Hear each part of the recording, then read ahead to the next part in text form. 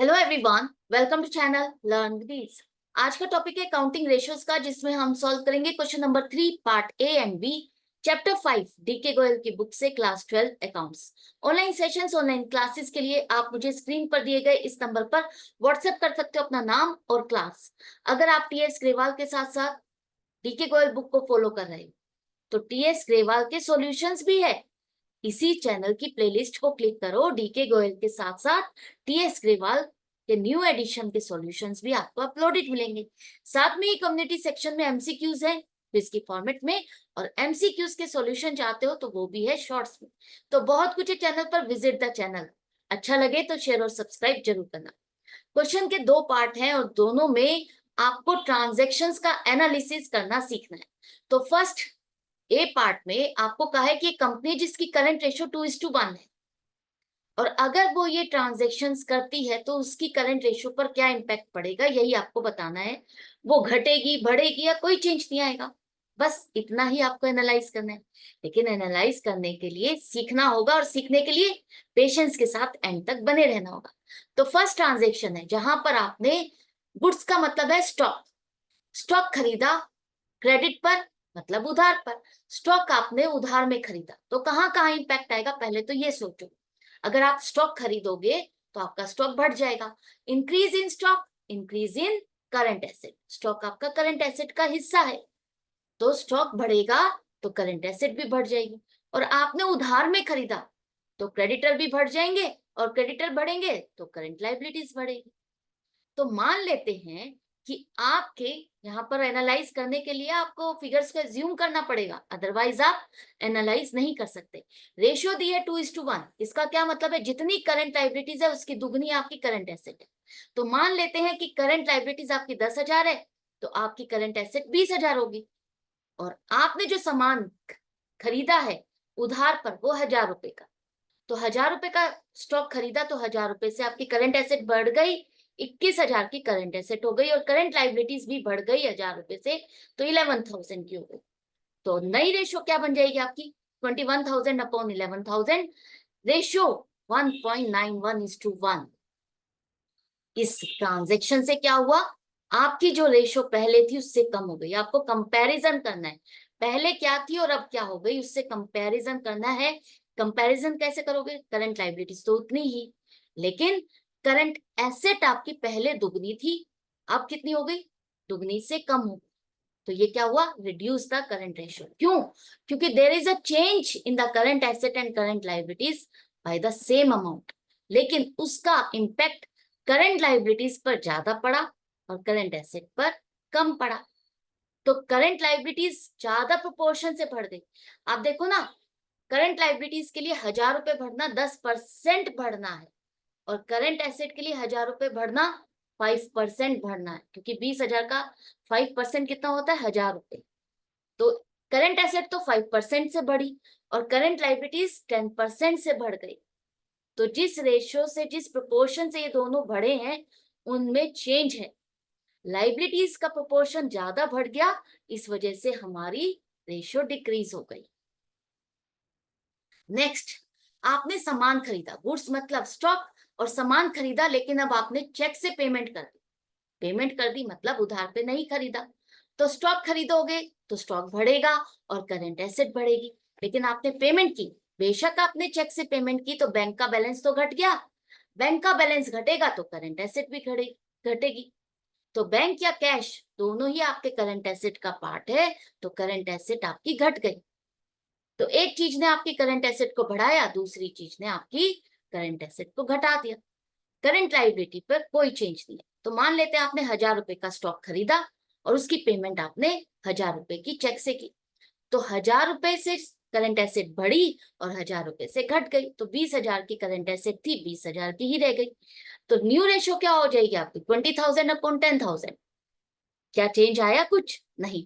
2:1 पहले भी थी, अभी भी 2:1 है, तो कोई चेंज नहीं आया, क्योंकि ना तो हमारी करंट एसेट चेंज हुई, ना ही करंट लाइबिलिटीज चेंज हुई। तो रीजन क्या है, no change in current asset and current liabilities, that's why there is no change in our current ratio. Third case, आपने गुड्स, गुड्स मतलब स्टॉक को बेचा, 50,000 का स्टॉक था, आपने 50,000 का जो खरीदा था स्टॉक 50,000 में, उस स्टॉक को बेचा, लेकिन कितने में बेचा? 60,000 में। तो ये एक तरह से क्या किया आपने? सेल की है, अपने स्टॉक को सेल किया, 50,000 वाले स्टॉक को 60,000 में बेचा, वो भी उधार पर। तो अगर आप सामान बेचोगे उधार पर तो वो क्या होगा? वो डेटर बन जाएगा ना। तो अब कहाँ कहाँ चेंज आएगा? स्टॉक आपने बेचा तो स्टॉक घटा, जो आपने स्टॉक 50,000 में खरीदा था तो वो स्टॉक अब आपका 50,000 से घट जाएगा, तो करंट एसेट घट जाएगी। लेकिन अब इसकी पेमेंट आपको नहीं मिली, तो पेमेंट नहीं मिली तो वो आपका क्या बना? डेटर बना। तो डेटर्स आपके 60,000 से बढ़ जाएंगे, 50,000 से नहीं। आपने जो सामान बेचा है वो प्रॉफिट मार्जिन के साथ बेचा, 50,000 वाला स्टॉक 60,000 में बेचा, तो आप अपने उस कस्टमर से तो 60,000 रुपए लोगे ना। तो 60,000 से डेटर्स आपके बढ़े तो करंट एसेट भी आपकी 60,000 से बढ़ जाएगी, क्योंकि डेटर्स आपके करंट एसेट होते हैं। तो एक तरह से आपकी करंट एसेट पर चेंज आएगा। लेकिन क्या क्या चेंज आएगा? 20,000 की करंट एसेट थी तो 50,000 का तो स्टॉक घटा और 60,000 से डेटर्स बढ़े, तो 10,000 से करंट एसेट आपकी बढ़ गई। करंट लाइबिलिटीज आपकी उतनी ही है जैसे पहले थी। तो क्या रेशियो में चेंज आएगा? 30,000 अपॉन 10,000। आपकी करंट एसेट बढ़ी है, current liabilities as it is है, तो 3:1 आपकी रेशियो हो गई। पहले क्या थी? आपकी करंट एसेट ट्वाइस थी, अब कितनी हो गई? 3 टाइम्स। क्यों हुई? There is a change in the current asset but there is no change in the current liabilities. तो इंक्रीज और improve the current ratio, right. Fourth case, आपने एक नॉन करंट एसेट बेची। नॉन करंट एसेट मतलब कोई भी fixed asset बेची, machinery, plant, building, land, office equipment, furniture, fixture, कोई भी ऐसी एसेट बेची जो आपकी करंट एसेट नहीं है। नॉन करंट एसेट मतलब जो करंट एसेट नहीं है, फिक्स्ड एसेट है, लॉस में बेची। तो क्या होगा? पहले तो सोचो, अगर आपने करंट नॉन करंट एसेट कोई भी, मान लेते फर्नीचर को बेचा, बेचोगे तो आपको कैश मिलेगा, कैश मिलेगा, तो कैश आएगा तो क्या होगा? Increase in cash, increase in current asset. अब ये नॉन करंट एसेट आपने बेची है, तो करंट एसेट तो आपकी कोई नहीं घटी ना, वो तो आपकी फिक्स्ड एसेट में से कोई एसेट घट गई। फर्नीचर बेचा है तो फर्नीचर की वैल्यू अब आपकी घट गई। 10,000 का फर्नीचर था, 2,000 का अगर आपने फर्नीचर बेच दिया तो अब आपका 8,000 का फर्नीचर रह गया। यही होगा ना। आपकी करंट एसेट पे तो कोई चेंज नहीं आएगा, ना ही करंट लाइबिलिटीज। तो चेंज क्या आया? जो आपने सामान बेचा उससे जो कैश मिला, बस वही चेंज आया। मान लेते हैं आपने जो फर्नीचर बेचा वो 1,200 का था, 1,000 में बेचा, तो 1,000 रुपए आपको मिले, तो वही आपकी करंट एसेट में ऐड हो जाएगा। और आपकी नॉन करंट एसेट फर्नीचर 1,200 रुपए से घट जाएगा। करंट लाइबिलिटीज हमारी उतनी है, तो न्यू रेशियो क्या हो जाएगी अब आपकी? 21,000 अपॉन 10,000।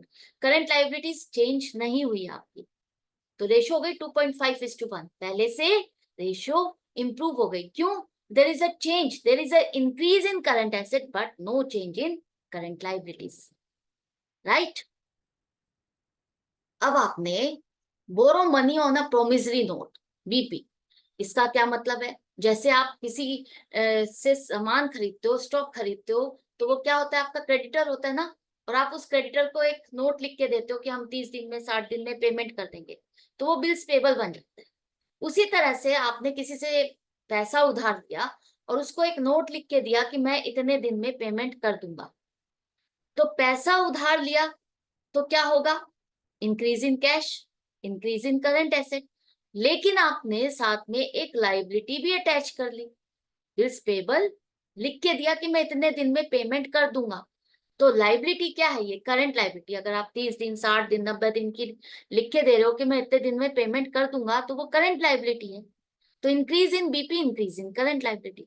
तो मान लेते हैं आपने जो बीपी लिख के दिया वो 1,000 रुपए का है, तो 1,000 रुपए से कैश बढ़ा, 1,000 रुपए से लाइबिलिटी बढ़ गई। तो अब रेशो क्या होगी? 21,000 अपॉन 11,000, 1.91:1। अब ये रेशो क्या हुई? डिक्लाइन हो गई। क्यों? क्यों? क्योंकि there is increase in current asset and current liabilities by the same amount, but proportion current liabilities का ज्यादा बढ़ा करंट एसेट के कंपैरिजन में। क्योंकि करंट लायबिलिटीज 10% से बढ़ी है और करंट एसेट्स 5% से। अब आपने 6 केस में क्या किया, आपने अपने क्रेडिटर को प्रोमिसरी नोट लिख के दिया। जैसा कि मैंने अभी आपको बताया कि आपने कोई स्टॉक खरीदा उधार पर, और उधार पर जो खरीदा स्टॉक तो आपको वो क्रेडिटर बनना, और आपने उसको पेमेंट करने के बजाय उसको लिख के दे दिया कि मैं 30 दिन में पेमेंट कर दूंगा। तो वो आपने क्या लिख के दिया, एक प्रॉमिस लिख के दिया कि मैं 30 दिन में पेमेंट कर दूंगा, तो वो हो जाता है प्रोमिसरी नोट। और जब आप लिख के देते हो तो वो बिल्स पेबल है, आपके लिए लाइबिलिटी है, राइट। तो इस कंडीशन में क्या हुआ, जो वो क्रेडिटर था, क्रेडिटर की लिस्ट से हटके वो बिल्स पेबल की कैटेगरी में आ गया। जो क्रेडिटर था पहले, वो बिल्स पेबल की कैटेगरी में ऐड हो गया। तो इंक्रीज इन बिल्स पेबल हो गया, करंट लाइबिलिटी बढ़ गई, और डिक्रीज इन क्रेडिटर, पहले कोई 10,000 का एक क्रेडिटर था जिसे आपने अब एक नोट लिख के दिया कि मैं 30 दिन में पेमेंट कर दूंगा। तो मान लेते हैं कि 1,000 रुपए का बीपी आपने लिख के दिया, तो 1,000 रुपए से क्रेडिटर की लिस्ट से हटके बीपी की लिस्ट में आ गया, तो 1,000 रुपए से बढ़ गया। 1,000 रुपए की क्रेडिटर कम हो गए, तो 10,000 ही रही ना करंट लाइबिलिटी। क्या कोई करंट लाइबिलिटी पर चेंज आया? क्योंकि वो नाम चेंज हो रहा है बस, क्रेडिटर से हट करके नाम चेंज होकर के क्या बन गया, वो नाम बिल्स पेबल, बस नाम चेंज हुआ है और कुछ नहीं। करंट एसेट आपकी उतनी ही है, 20,000 और 10,000 करंट लाइबिलिटीज। तो रेशियो आपकी जैसे पहले थी वैसे ही है। तो there is no change in the current ratio because there is no change in the current asset and current liabilities. अब जो ये लास्ट ट्रांजेक्शन है, यही नया पॉइंट नए एडिशन की बुक में ऐड हुआ है। बाकी सारे पॉइंट्स तो आपके वैसे ही हैं जैसे पहले वाली बुक में। तो ये क्या है, पेमेंट ऑफ डिक्लेयर्ड डिविडेंड। इसका मतलब क्या है, डिविडेंड क्या है, पहले तो ये समझो। जो कंपनीज होती है वो शेयर्स को दे करके, शेयर्स दे करके पैसा इकट्ठा करती है, उसे हम क्या कहते हैं, शेयर कैपिटल। और जो पर्सन शेयर में इन्वेस्ट करता है, शेयर खरीदता है किसी कंपनी का, वो उस कंपनी का ओनर बन जाता है, उसे प्रॉफिट का एक हिस्सा मिलता है, कंपनी उसे प्रॉफिट का एक हिस्सा देती है, जो कि हम क्या कहते हैं, डिविडेंड। तो कंपनी अपना प्रॉफिट जो भी होता है उसका हिस्सा जो बांटती है अपने शेयर होल्डर्स में, वो कहलाता है डिविडेंड। तो कंपनी डिविडेंड कैसे देती है, कंपनी एक साल तो प्रपोज करती है कि हम अगले साल आपको डिविडेंड देंगे, डिक्लेरेशन करती है कि हम अगले, प्रपोज करती है कि अगर हमें प्रॉफिट होगा तो हम डिविडेंड देंगे, प्रपोज्ड डिविडेंड। तो वो क्या बनता है आपका, कंटिंजेंट लायबिलिटी, एक कंडीशन पर बेस्ड है कि प्रॉफिट होगा तो डिविडेंड दिया जाएगा। अब अगले साल प्रॉफिट हुआ तो कंपनी ने डिविडेंड को डिक्लेयर किया कि हम अब आपको इतना % डिविडेंड देंगे। तो ये क्या बन गई, कंपनी के लिए लाइबिलिटी बन गई, उसको डिविडेंड देना है। और कैसी लाइबिलिटी, करंट लाइबिलिटी, क्योंकि जल्दी से जल्दी उसको वो पेमेंट करनी है।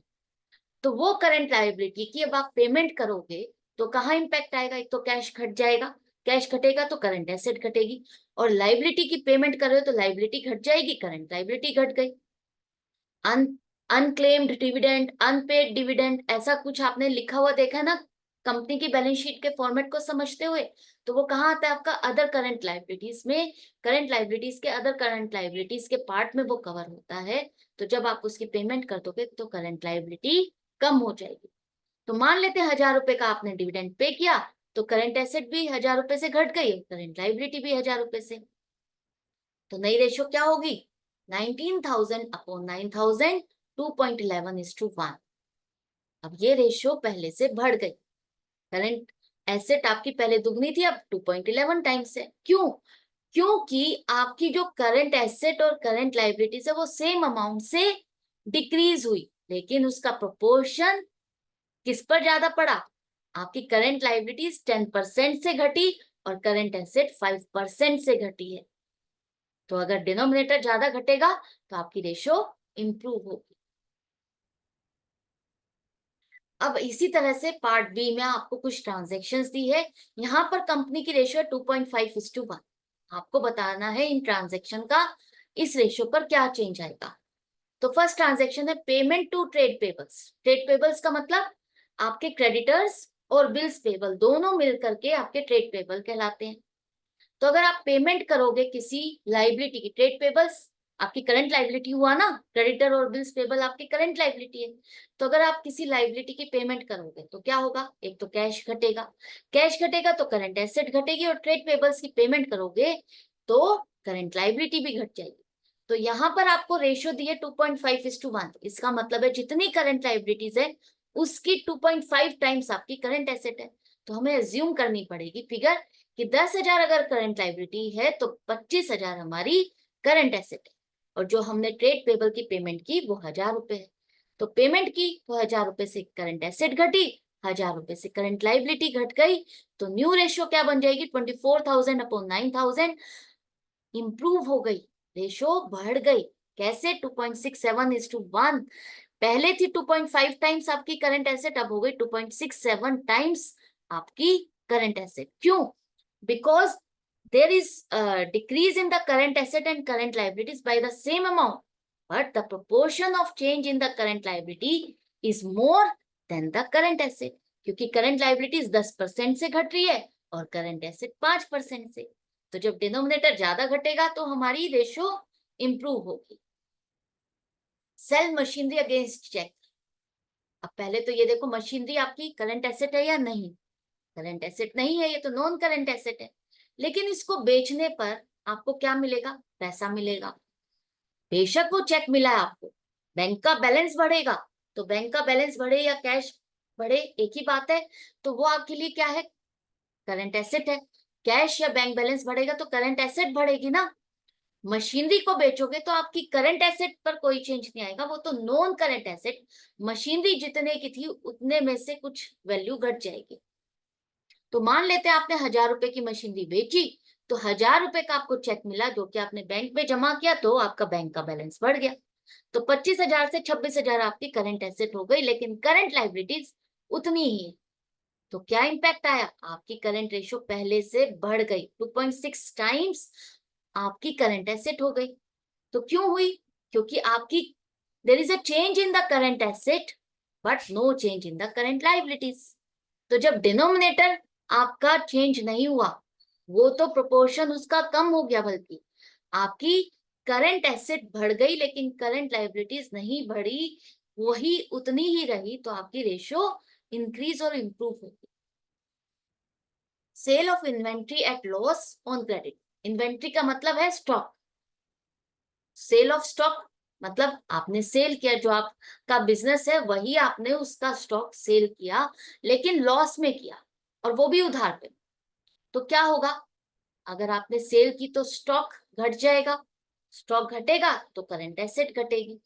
लेकिन आपने उधार में बेचा, अगर आप सेल करते हो उधार में करते हो तो आपको क्या होता है, डेटर्स बढ़ते हैं, तो डेटर्स इंक्रीज होंगे तो करंट एसेट बढ़ेगी। अब मान लेते हैं आपने 1,000 रुपए का स्टॉक था, 800 रुपए में बेचा, तो स्टॉक तो आपका 1,000 रुपए से घट गया। 1,000 रुपए वाली चीज को आपने 800 रुपए में बेचा, तो 1,000 रुपए की वैल्यू आपको पड़ी थी, तो 1,000 रुपए से आपका स्टॉक तो घट गया, और आपको मिला क्या, उसको बेच करके 800 रुपए मिले, तो 800 रुपए बढ़ गए, तो 24,800 रुपए आपकी करंट एसेट होगी। करंट लाइबिलिटीज पर कोई चेंज नहीं है, जैसे पहले थी वैसे ही है। तो इस ट्रांजेक्शन से आपकी करंट रेशियो पहले से घट गई। क्यों, क्योंकि आपकी करंट एसेट डिक्रीज हुई है, there is no change in current liabilities but decrease in current asset, right. तो डिनोमिनेटर इसका मतलब उतना ही है, वो तो बढ़ गया, इसका मतलब उसका प्रोपोर्शन पहले से बढ़ गया, तो बढ़ गया तो वो रेशियो को डिक्रीज करेगा। Cash collected from trade receivables. Trade receivables का मतलब डेटर्स या बिल्स रिसीवेबल, BR, दोनों मिलकर के आपके क्या बन जाते हैं, ट्रेड रिसीवेबल्स। तो इसका मतलब आपको अपने डेटर से पेमेंट मिली, तो क्या होगा, पेमेंट मिली तो कैश बढ़ गया, कैश बढ़ा तो करंट एसेट बढ़ी, और करंट एसेट बढ़ी। लेकिन ट्रेड रिसीवेबल्स से अगर आपको पेमेंट मिल गई तो वो डेटर्स घट गए, डेटर्स घट गए तो करंट एसेट घट गई। तो मान लेते हैं 1,000 रुपए के डेटर्स से आपको पेमेंट मिल गई, तो पेमेंट मिली तो 1,000 रुपए तो आपको बढ़ गए, लेकिन डेटर भी तो घट गए 1,000 से, तो वापस आपकी करंट एसेट उतनी है, करंट लाइबिलिटीज पर तो कोई चेंज ही नहीं है।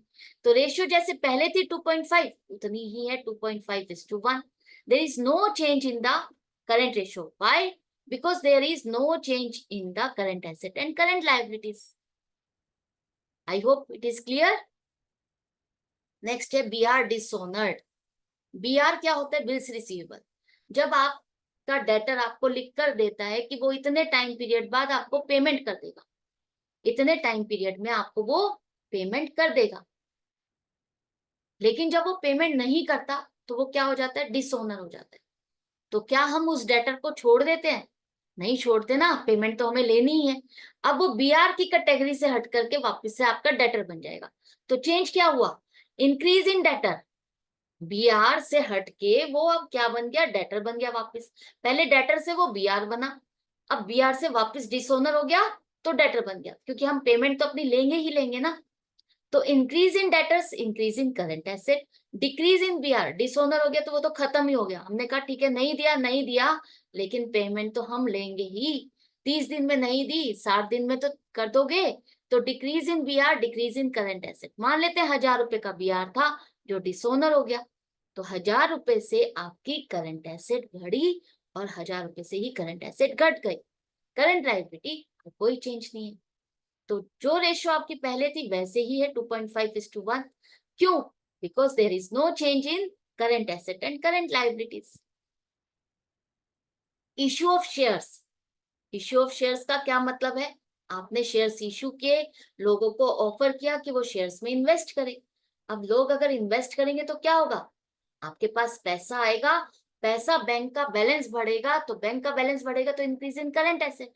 लेकिन दूसरा इम्पैक्ट जो पड़ेगा वो आपकी शेयर कैपिटल पर पड़ेगा, और शेयर कैपिटल आपकी होती है इक्विटी, जो कि आपकी नॉन करंट, जो कि आपकी लाइबिलिटी नहीं है, ओनर का फंड होता है, जो कि हम एक तरह से कैपिटल कहते हैं। तो आपकी ना तो करंट लाइबिलिटीज है ना ही करंट एसेट है। तो बस जो पैसा आ रहा है उससे आपकी करंट एसेट बढ़ेगी। तो मान लेते हैं 1000 रुपए के शेयर्स आपने इशू किए, तो 1000 रुपए का बैंक का बैलेंस बढ़ गया। अगर आपने शेयर को इशू किया तो शेयर को इशू किया तो 1000 रुपए मिले, बैंक का बैलेंस बढ़ेगा। और जैसा कि मैंने अभी पीछे बताया आपको कि शेयर्स पे पैसा जो मिलता है वो आपका शेयर कैपिटल होता है, शेयर होल्डर्स होते हैं। शेयर कैपिटल मतलब एक ओनर का पैसा, और ओनर का पैसा आपका करंट एसेट या करंट लायबिलिटी का हिस्सा नहीं होता। वो तो बैंक का बैलेंस, जैसे किसी पार्टनर ने पैसा लगाया तो आप क्या मानते थे? क्या एंट्री बनाते थे? कैश या bank account debit to partners capital account, यही एंट्री बनाते थे ना। उसी तरह से शेयर्स पे पैसा आया तो bank account debit to share capital account. तो बैंक का बैलेंस हमारा बढ़ा, बस हमें उतना ही इंपैक्ट लेना है। तो 26,000 आपकी करंट एसेट हो गई, तो इंक्रीज इन रेशियो हो जाएगा, 2.5 से 2.6 हो गई। तो रेशियो इंप्रूव हो गई। क्यों? Because there is a change, there is a increase in current asset but no change in current liabilities. Last next है आपका issue of shares against the purchase of a building. अब यहां पर क्या हुआ? आपने शेयर्स तो इश्यू किए, लेकिन उसमें आपको कैश नहीं मिल रहा, आपने उसकी जगह पर उससे बिल्डिंग ले ली। एक तरह से आपस में इन काइंड चेंज हुआ है। कैश की जगह, कैश की जगह आपको क्या मिल रही है? बिल्डिंग मिल रही है। तो बिल्डिंग क्या है? आपकी नॉन करंट एसेट है। तो मान लेते हैं आपने शेयर्स जो इशू किए वो 1000 रुपए के शेयर्स इशू किए और 1000 रुपए की ही आपको बिल्डिंग मिली। तो एक एक तरफ तो शेयर कैपिटल बढ़ी और दूसरी तरफ से आपके पास जो एसेट आई वो बिल्डिंग आई। तो उससे ना तो करंट एसेट और ना ही करंट लायबिलिटी, दोनों पर ही चेंज नहीं आया। जो इम्पैक्ट आया वो आपकी फिक्स्ड एसेट पर चेंज आया और आपकी ओनर वाले फंड पर चेंज हुआ। तो यहाँ आपकी रेशियो जैसे पहले थी वैसे ही रहेगी, 2.5:1। There is no change in the current ratio. आपको बस ये देखना है इस ट्रांजेक्शन से इम्पैक्ट कहाँ कहाँ आ रहा है, जो भी ट्रांजेक्शन है वो चेंज कहाँ ला रही है। हमें करंट रेशियो देखनी है तो हमें देखना है क्या हमारी करंट एसेट या करंट लायबिलिटी पे कोई चेंज है तो कितना चेंज है, बस उतना ही आपको पिक करना है। तो there is no change in the current ratio because there is no change in the current asset and current liabilities. अब रिडेम्पशन और repayment of debentures maturing during the year. Debentures क्या होते हैं? एक तरह से आप लोगों से डिबेंचर इशू करके पैसा इकट्ठा करते हो, लेकिन ये पैसा लोन है जिसे आपको एक टाइम पीरियड के बाद रिपेमेंट करनी होती है, वापस करना होता है। ये लोन है तो इस पर आप इंटरेस्ट भी देते हो और इसकी रिपेमेंट करते हो आप। रिपेमेंट मतलब इसको रिटर्न करोगे। तो ये यहाँ पर रिडेम्पशन या रिपेमेंट लिखा है, इसका मतलब हम डिबेंचर्स की पेमेंट कर रहे हैं, लोन की पेमेंट कर रहे हैं, लोन को वापस कर रहे हैं। मैच्योरिंग ड्यूरिंग द ईयर मतलब इस साल वो पेबल हो गए हैं, इस साल ये डिबेंचर्स की पेमेंट आपको करनी है। तो पेमेंट करोगे तो क्या होगा, कैश या बैंक बैलेंस घटेगा, करंट एसेट घटेगी। लेकिन डिबेंचर्स अगर घट रहे हैं तो डिबेंचर्स जिस साल मैच्योर होते हैं, जिस साल वो पेबल हो जाते हैं, वो हमारी क्या हो जाती है, करंट लायबिलिटी। इस चीज को याद रखना। डिबेंचर्स जनरली हमारे 4-5 साल का लोन होता है, ठीक है, जिसे हम लॉन्ग टर्म बोरोइंग्स में शो करते हैं।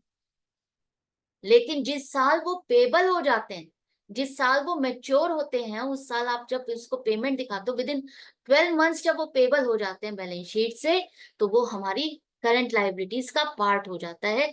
तो जिस साल ये मैच्योर हो रहे हैं, इसी साल मैच्योर हो रहे हैं, तो ये आपकी करंट लायबिलिटी का हिस्सा था। तो आपने अगर इसकी पेमेंट की तो क्या होगा, करंट लायबिलिटी भी घट जाएगी। तो करंट एसेट और करंट लायबिलिटी दोनों घट गए। मान लेते हैं 1000 रुपए की पेमेंट की, तो 1000 रुपए से करंट एसेट घटी और 1000 रुपए से करंट लायबिलिटी घटी। आई होप आपको अच्छे से समझ में आ गया। डिबेंचर्स वैसे आपकी लॉन्ग टर्म बोरोइंग्स है, लेकिन जिस साल ये पेबल हो जाएगा, उस साल ये लॉन्ग टर्म बोरोइंग से हटके short term borrowings current liabilities का हिस्सा बन जाएगा। और करंट लायबिलिटी की पेमेंट करोगे तो करंट लायबिलिटी घट जाएगी। तो रेशियो पर क्या चेंज आएगा, इंप्रूव हो जाएगी, क्योंकि जो डिक्रीज इन करंट लायबिलिटीज है वो ज्यादा है करंट एसेट से। तो decrease in current asset and current liabilities by the same amount, but the proportion of change in current liabilities more than the current asset. Last ये transaction new addition है, new addition की book में। बाकी सब same है जैसे last year की book में। यहाँ पर क्या किया, purchase of loose tools against cash. Loose tools क्या होते हैं, जैसे कि आपने कभी कोई देखा होगा, असेंबलिंग कंपनीज होती हैं जहां पर प्रोडक्शन में डिफरेंट डिफरेंट पार्ट्स को कनेक्ट करके एक नया प्रोडक्ट बनाते हैं। असेंबलिंग होती है ना, असेंबलिंग यूनिट। तो वहां पर screws, loose tools, spare parts, बहुत सारी ऐसी चीजें होती हैं जो कि कंपनी अपने पास एज ए स्टॉक में रखती है, जो उसको यूज होती है, लेकिन उनकी नॉर्मली सेल वैल्यू नहीं होती, उनको हम बेचते नहीं है। तो उस केस में क्या होगा, अगर आपने लूज टूल्स को खरीदा, खरीदने के लिए तो आपको पैसा देना ही पड़ेगा, पैसा दिया तो decrease in cash, decrease in current asset. और ये एक तरह से लूज टूल, वैसे तो हम बैलेंस शीट बनाते हुए इसको स्टॉक में इंक्लूड करेंगे, बैलेंस शीट बनाते हुए स्टॉक में इंक्लूड करते हैं और करंट एसेट में भी शो करते हैं। लेकिन जो बड़ा चेंज है वो ये कि आप करंट रेशियो को कैलकुलेट करते हुए लूज टूल्स को आप करंट एसेट में इंक्लूड नहीं करते। अगर आपको बैलेंस शीट बनानी है, बैलेंस शीट में पूछा जाए, तो लूज टूल्स आपके करंट एसेट में इंक्लूड होते हैं, वहां पर स्टॉक में आप इसको उसका एक हिस्सा दिखाते हो। लेकिन अगर आपको कहा जाए करंट रेशियो कैलकुलेट करनी है, तो उस टाइम पर आप करंट एसेट में लूज टूल्स का हिस्सा इंक्लूड नहीं करते, लूज टूल्स और स्पेयर पार्ट्स को हम माइनस करते हैं। तो यहाँ पर चेंज जो आया, अगर हम करंट रेशो के हिसाब से देखें, तो 1000 रुपए के लूज टूल्स खरीदे तो करंट एसेट आपके 1000 रुपए से घट गई। हम यहाँ पर स्टॉक को इंक्रीज करके नहीं दिखाएंगे, क्योंकि लूज टूल्स हम करंट एसेट में इंक्लूड नहीं करते। हमारा कैश घटा है, हम बस उतना ही माइनस करेंगे, और करंट लायबिलिटीज वैसे ही है। तो अब क्या हुआ, आपकी करंट रेशो पहले से डिक्रीज हो गई। क्यों, because there is a decrease in current asset but no change in current liabilities. तो ये सारे केसेस आई होप आपको अच्छे से समझ में आ गए हैं। कोई डिफिकल्टी या कंफ्यूजन नहीं रहनी चाहिए। आपको एनालिसिस करना समझ में आ गया कि एनालिसिस करने के लिए आपको फिगर्स को एज्यूम करना होगा। अगर फिगर्स नहीं दी तो आपको खुद से एज्यूम करना होगा, खुद से फिगर्स लेकर के कैलकुलेट करना होगा कि इसका चेंज कहाँ और कितना आ रहा है। उस चेंज की वजह से अब नई करंट एसेट और करंट लायबिलिटीज क्या हुई, और वहां पर नई रेशियो क्या बनी, और उसको कंपेयर करो पहली वाली रेशियो से। तो अब आप एनालिसिस कर सकते हो और लिख सकते हो कि क्यों ऐसा हुआ। तो इसी तरह से कनेक्टेड रहो, सीखते रहो, समझते रहो। मैं मिलूंगी आपसे नेक्स्ट वीडियो में नेक्स्ट क्वेश्चन के साथ। Good bye and take care.